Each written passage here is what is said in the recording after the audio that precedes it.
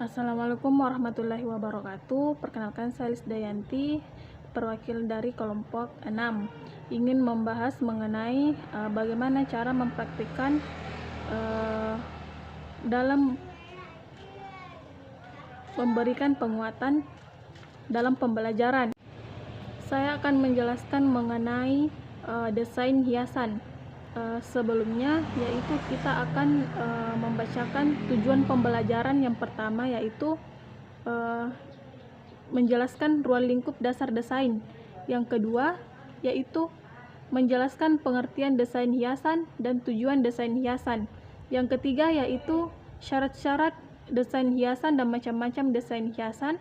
Yang keempat yaitu mengidentifikasi ciri-ciri desain hiasan. Dan yang kelima yaitu mengelompokkan macam-macam pola hias. Keenam yaitu menjelaskan macam-macam bentuk ragam hias. Dan yang terakhir yaitu siswa mampu membuat gambar desain hiasan. Nah, yang pertama yaitu apa itu ruang lingkup dasar desain. Desain perlu kita tegakkan dengan harapan agar apa yang dimaksud dengan desain itu dapat dipahami dan dilaksanakan dengan baik. Sebagai dasar, kalau kita membuat desain tidak hanya dilandasi oleh pengertian saja, tetapi harus memiliki keterampilan khusus dalam pelaksanaannya. Desain adalah perencanaan yang dapat dituangkan melalui gambar atau langsung kepada bentuk benda sebagai sasarannya. Atau dapat pula disimpulkan bahwa desain adalah suatu rencana yang terdiri dari beberapa unsur untuk mewujudkan suatu hasil yang nyata. Selanjutnya, pengertian desain hiasan. Apa ada anak-anak yang bisa menjelaskan apa itu desain hiasan, serta tujuan desain hiasan? Saya persilahkan Nur Hidayah. Ya, betul sekali atas jawaban yang diberikan temannya, bahwa desain hiasan ialah suatu rancangan atau gambar yang diciptakan untuk diterapkan sebagai hiasan pada benda, pakai atau benda lainnya yang bersifat dekoratif.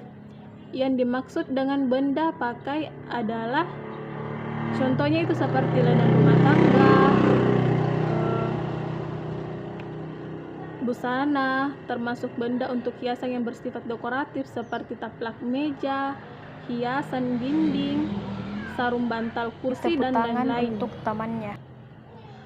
Nah, tujuannya pun desain hiasan dapat berupa ragam hias sulaman, garnitur, dan lain-lain. Ya, kita lanjut mengenai syarat-syarat desain hiasan. Yang pertama yaitu hiasan yang digunakan tidak berlebihan. Kedua, letak hiasan disesuaikan dengan bentuk strukturnya. Ketiga, cukup ruang untuk latar belakang atau bidang dari benda tersebut. Keempat yaitu penempatan desain hiasan disesuaikan dengan luasnya latar belakang dari benda yang dihias. Kelima yaitu hiasan juga harus cocok dengan bahan desain, strukturnya, dan sesuai dengan cara pemeliharaannya. Nah, dalam macam-macam desain hiasan terbagi menjadi dua, yaitu yang pertama, desain hiasan pada tenunan rapat, dan yang kedua yaitu desain hiasan pada tenunan bagi. Baik, selanjutnya yaitu macam-macam pola hias. Ada yang bisa menyebutkan ada berapa macam pola hias. Tepat sekali jawaban yang diberikan oleh Ananda Erniati bahwa macam-macam pola hias itu ada 6.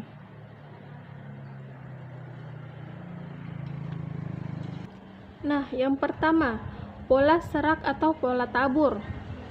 Pola serak motif atau ragam hiasnya itu berulang dan biasanya motifnya itu motif yang kecil-kecil. Letak motifnya pun teratur pada jarak yang tertentu. Nah, kedua yaitu pola berangkai. Pola berangkai ini merupakan pola serak yang dihubungkan satu sama lainnya.